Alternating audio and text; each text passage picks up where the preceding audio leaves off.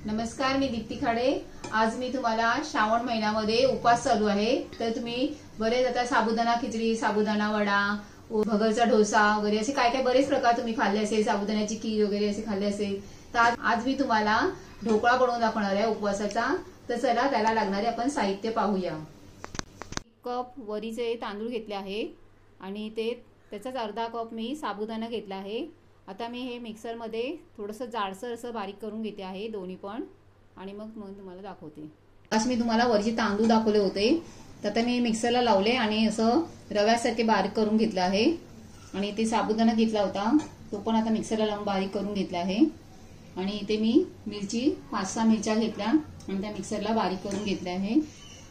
इथे अर्धी वाटी दही घेतला आहे आणि आता मी हे बाउल घेतलाय, ह्या बाउलमध्ये आता मिक्स करून घेते। मीठ घेतलं आहे। आता इथे मी बाउल घेतला आहे। आता ह्यामध्ये मी हे वरीचे तांदूळ घालत आहे, 1 कप, अर्धा कप साबुदाणा पावडर, आणि आता मी ह्यामध्ये दही मिक्स करते।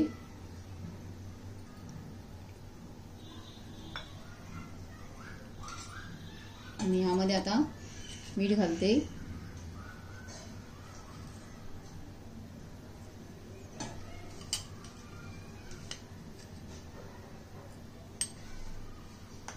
आता हे चांगलं मिक्स करून घेते। आता दही घालून मिक्स केलं आहे आणि आता मी याच्यामध्ये पाणी घालत आहे। ही दह्याची वाटी होती, त्याच्यामध्येच मी पाणी घेतलं आहे आणि आता हे मिक्स करते।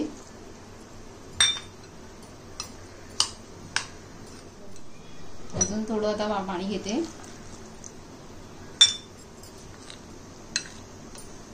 हे चांगलं मिक्स करून घेऊया।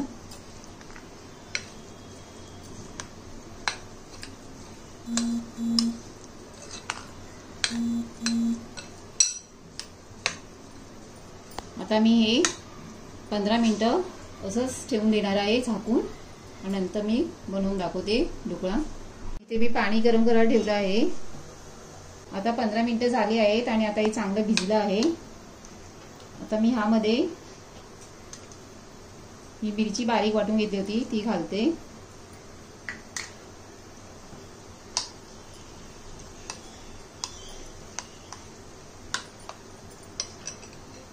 तर ह्यामध्ये मी हा खायचा सोडा घालत आहे। आता हे चांगलं मिक्स करून घेऊया। तूप घेतला, त्याला तेल लावूया। तर मी तेल लावलंय, आता हे बॅटर ह्यामध्ये ओतते।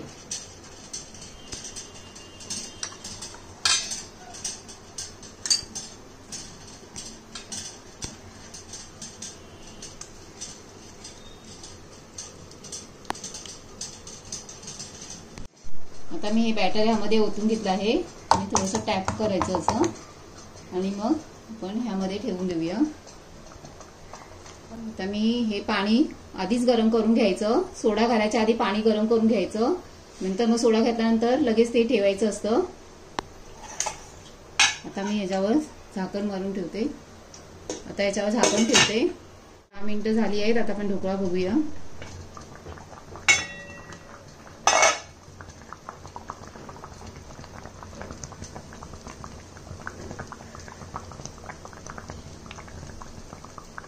आपला ढोकळा तयार झाला आहे। आता मी काढून घेतलं आहे, तुम्ही बघू शकता किती छान फुलला आहे।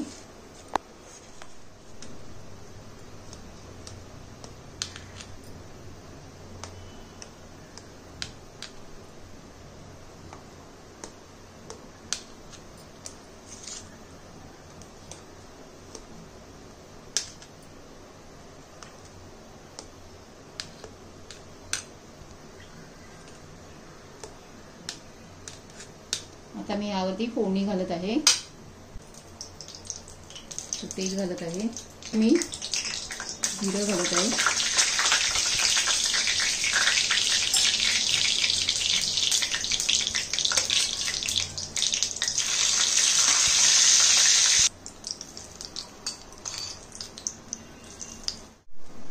अशा प्रकारे आपला हा ढोकळा तयार झाला आहे। आता मी सर्व करून दाखवते।